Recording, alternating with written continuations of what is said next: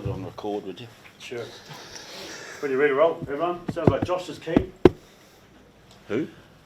Josh. What do you reckon? What do you reckon the Australians are going to come back? They've been talking some good game in the media. So, what can they bring?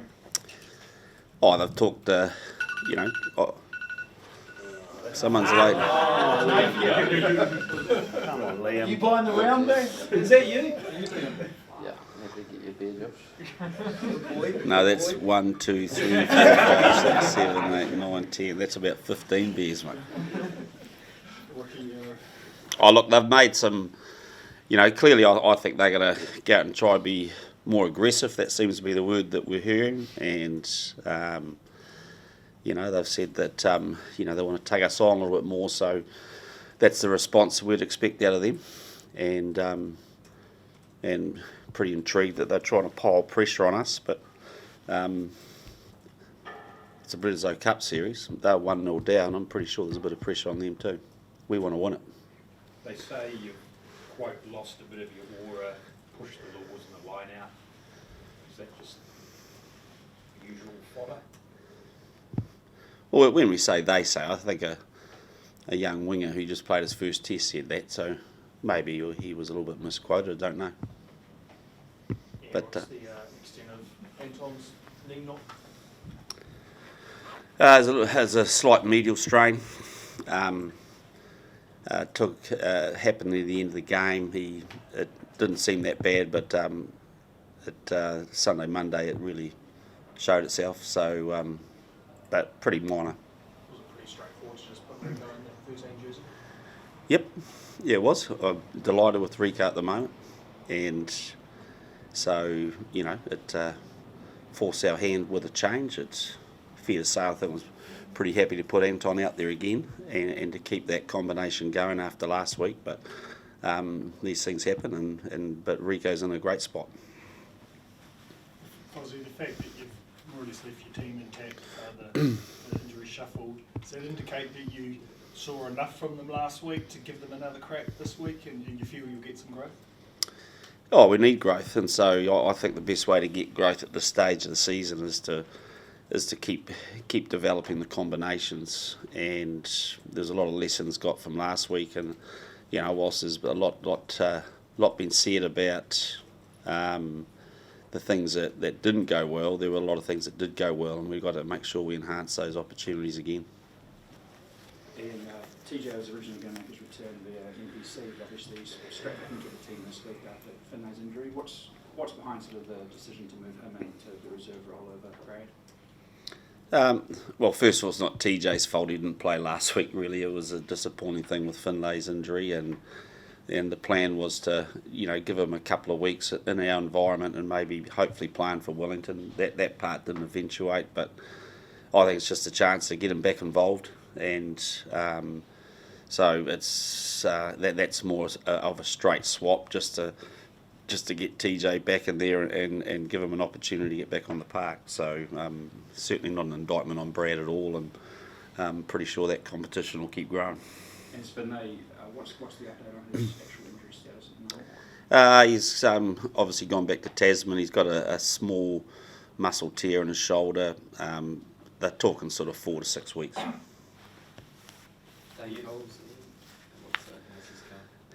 He's again calf strain. History tells us it's actually a different calf strain than that he's had before, and so we're probably looking at a 4 to 6 week period for that as well. Samasoni over Safa on the bench. What have you seen from obviously Samasoni over the last few weeks coming into the squad late? Obviously impressed you enough to be there?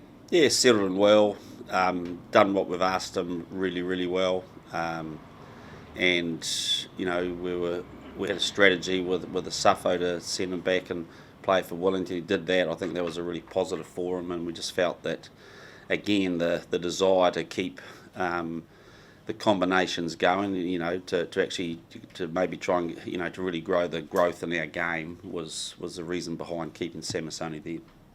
Has there been quite a focus on the role of the bench this week in training, given that the final period of the game last weekend was probably a bit below your standard?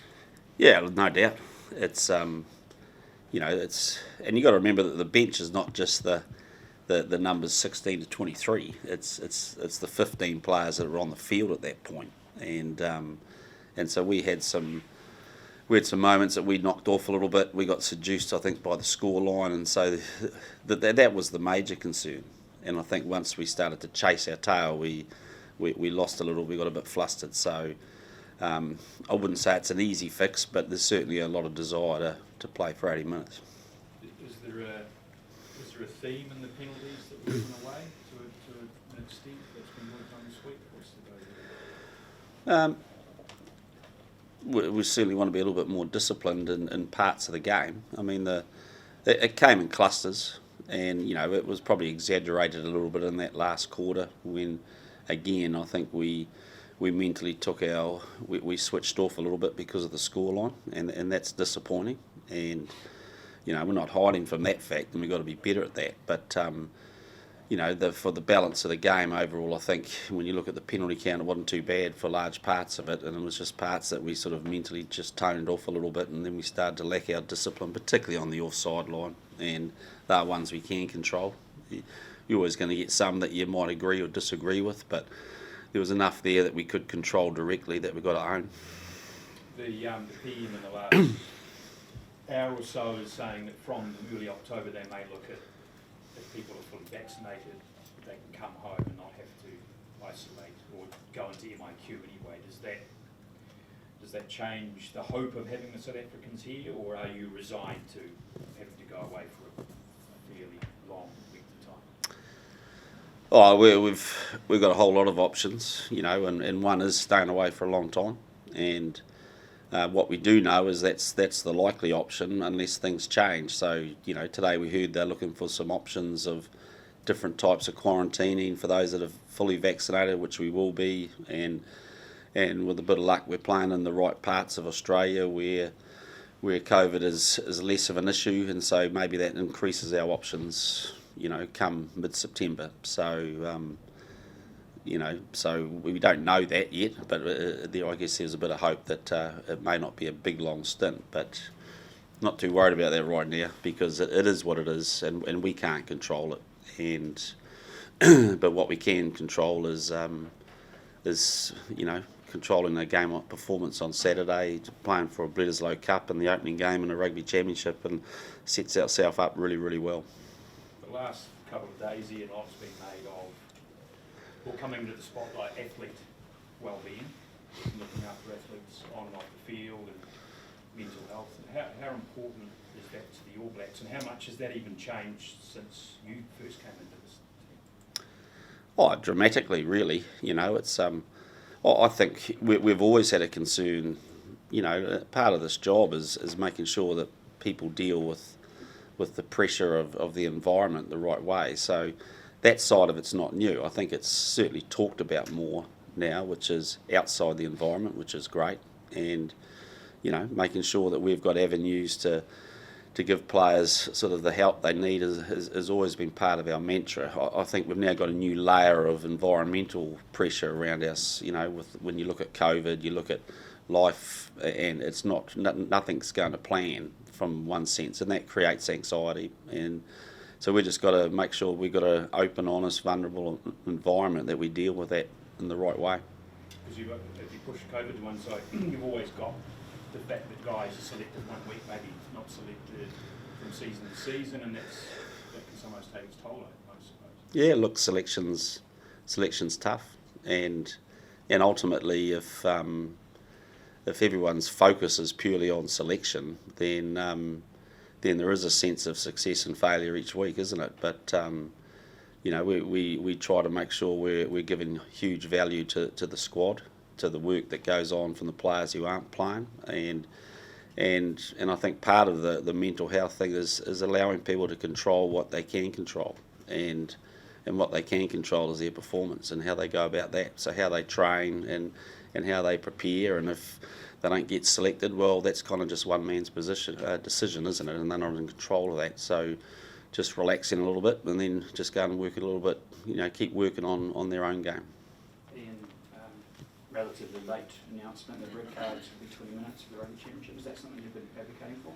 Yeah, look, it's been a Sanzar thing with World Rugby. I don't think World Rugby were that excited by it, but Sanzar decided to add it to the list of things that we were prepared to keep trialling in this competition. So, yep, supportive of it.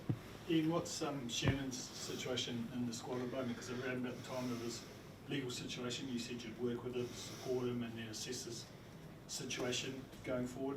Is he going to be part of this group going forward? Yep, he's part of the squad. We've just one of the guys we've released to get some rugby under his belt this weekend. Yep. So everything you've seen's been good from him? Yep, good as gold. Ian, there's been a talk out in Australia about Joseph Manu from the Roosters and moved to rugby to chase his dream for the All Blacks. Is someone on your radar? Well, I'm a Tokoroa man. He's a Tokoroa man. He might as well come back and try. What do you think of Joseph as a player, and how do you think he could go in a... Oh, look, I just he's a quality league player, and like always happens at times like this, there's it's really up to the player to figure out where his dream is. It's not up to us to persuade or coerce, and so really, if he wants to play rugby, then I guess we're pretty keen to talk. You've got another guy on your radar. Well, I mean, what are the challenges for a league take on rugby? There are numerous, I'd imagine. Oh, there are. There's making sure they know the game. That's number one. So, in the complexities of our game versus the complexities of league, it is a different game with a number of similar skill sets. So, yeah. Ian, you've obviously got outstanding depth, second and back row. Was there much consideration about tinkering with those combinations, or was it very much about just maintaining the standards from last week? Yeah, well, I guess the fact we've named the similar group gives you the answer, doesn't it? Is that we've gone with continuity of performance. I guess put pressure on this group to respond and give us more of a complete performance by having, gone through it, done some good things, but also, we've learned a bit through it. So, a bit of a believer in that. I think it's the right thing for this team right now. We've certainly, we've brought Scooter back in off the bench. He was a late withdrawal, so I guess there was a bit of a one game each for him and Paddy. But he'll bring a lot of experience too in that role. But we need to go forward. We're going to get a more committed Australian team. And we need to make sure that we're matching fire with fire there. And if Korobeti returns to the Wallabies as an opposition coach, what does he bring? He's a quality wing, and he's probably very motivated. And I'd expect any wing in a black jersey to be a quality wing and to be very motivated as well. And based on what's happened this week in terms of what you were saying before about mental health, have you called the group aside and just reminded them that you are there for them, and or have you talked to your management or anything like that? Well, we have our normal processes. We've had. I'm not sure what that question's related to be honest. Can you help me? Yep. No, we have an environment that we don't like to not talk about things, and we believe that's a positive way to be. And Will Jordan, how much are you looking forward to seeing him? I guess under the real glare of a big match spotlight. Yep. No, he's trained well. He's he had a very good July series, and he's hampered with injuries last year, so he didn't really get a lot of opportunity with us last year. But had a strong season so far. But this is a big test, and but he's ready. He's confident and really just wanted to run fast, tackle well, keep things simple. Apparently, ticket sales have been slow for Saturday. Is that a little bit disappointing, given it could be the last home game of the year? Yeah, well, it's for us, it's doesn't change anything with us, but it's hard to say. Is it the last game? I mean, I get all the variables. We get the fact this is a late change. It shows you just the difficulty in sport at the moment with moving games and changing schedules, it's not easy for administrators, but it's also not easy for fans to get sorted out either. So, but all I can say is that, we're a desperate team to win a Bledisloe. We'd love to do it here at Eden Park, and we'd love to start the Rugby Championship strong. So, and it'd be great to get as many as we can, but ultimately we've just got to do our job. We'll wrap up there. Thanks everyone. Thank you.